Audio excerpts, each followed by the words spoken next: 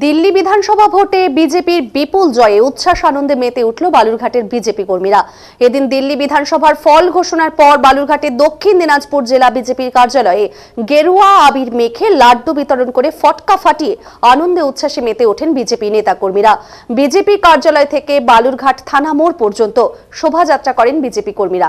উপস্থিত ছিলেন বিজেপির জেলা সভাপতি স্বরূপ চৌধুরী, জেলা সম্পাদক বাপি সরকার সহ বিজেপির জেলা ও স্থানীয় নেতৃত্ব এবং সাধারণ কর্মীরা।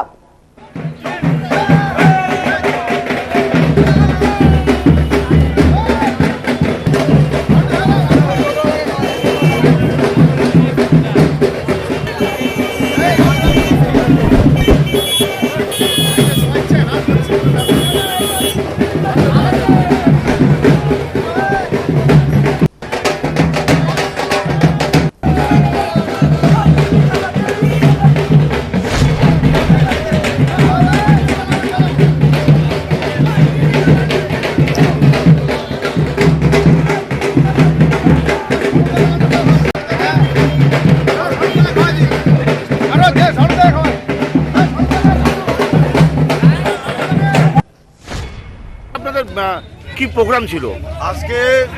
দিল্লি ভারতীয় জনতা পার্টি দিল্লিতে বড় বিজয় পেয়েছে। আপনারা জানেন যে জাতীয় রাজনীতির স্তরে এই যে দিল্লিতে যিনি মুখ্যমন্ত্রী ছিলেন, একদম মিথ্যাচারের একদম মুখ, মানুষকে বিভ্রান্ত করতে বড় বড় কথা বলতেন যে মোদিজিকে দেখে মোদিজি থাকতে ওনাকে কেউ হারাতে পারবে না। আজকে দিল্লির জনগণ কেজরিওয়ালের মুখে ঝামা ঘষে দিয়েছে। মুখ্যমন্ত্রী সহ আরো যারা অন্যান্যরা তারা পরাজিত হয়েছে। দিল্লি বিজেপি দখল হয়েছে এবং আগামী দিনে পশ্চিমবঙ্গে মিথ্যাচার করা মুখ্যমন্ত্রী মমতা বন্দ্যোপাধ্যায়কে মানুষ এইভাবে জবাব দিবে এবং পশ্চিমবঙ্গের আগামী দিনে দক্ষিণ গেরুয়াময় হবে।